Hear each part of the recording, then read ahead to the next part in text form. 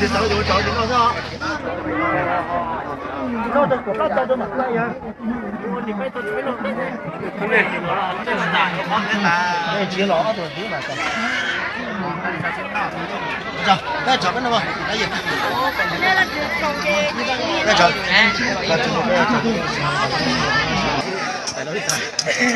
Đây tận nó. Đây tận nó phụ mua ứng à.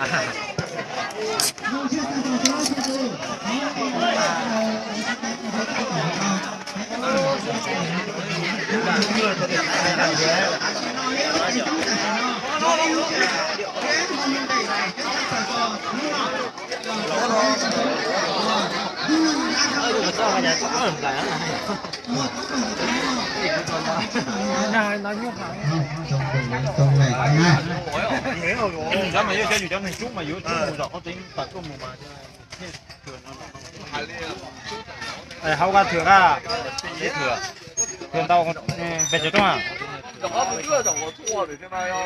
nó có rõ mà cho nên chết tao phú nó rồi nó có một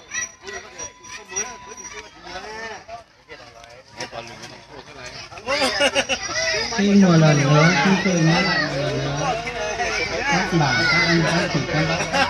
chủ, các quý vị, các quý, chúng tôi về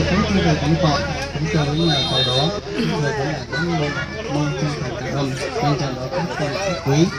Giờ chúng tôi vẫn còn, chúng tôi vẫn là sau đó chung hết một buổi lễ trong ngày hôm nay, chúng tôi vẫn là chào đó mời các quý vị khách quý xuôi xa các bác các chú các anh chị em, chúng tôi với lại chân thành chào đó chúng tôi với là mong muốn các anh các bác bất chút thời gian và những buổi lễ trong ngày hôm nay, chúng tôi rất là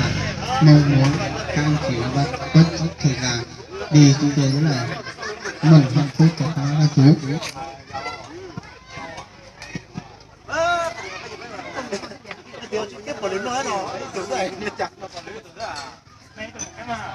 Biết còn gì cho các bạn đùa hay cho không quý cho không gì của chúng tôi có cố gắng để tôi là khác thì khi có tôi là khác thì cho không sẽ phải trả số cây chân các bạn cái đó trong năm thì tôi có đi em là sẽ tìm kiếm để xem là tôi được mua ăn cái phòn phải của tôi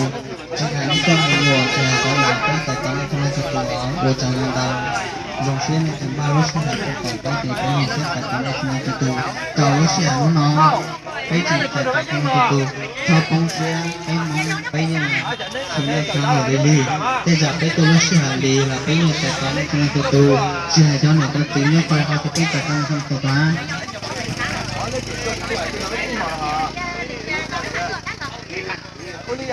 không, gì đấy rồi, đấy à, vô một bên rồi mà, đấy cái chuyện được không? Được cái muối rồi, nó có tao rồi, nghe cho tụi bảo này, rồi mà có cái mỏ bao, mà nó mà mua rồi, mua nó quay gì à, mua nó quay, bao đấy cho tụi nó tí màu.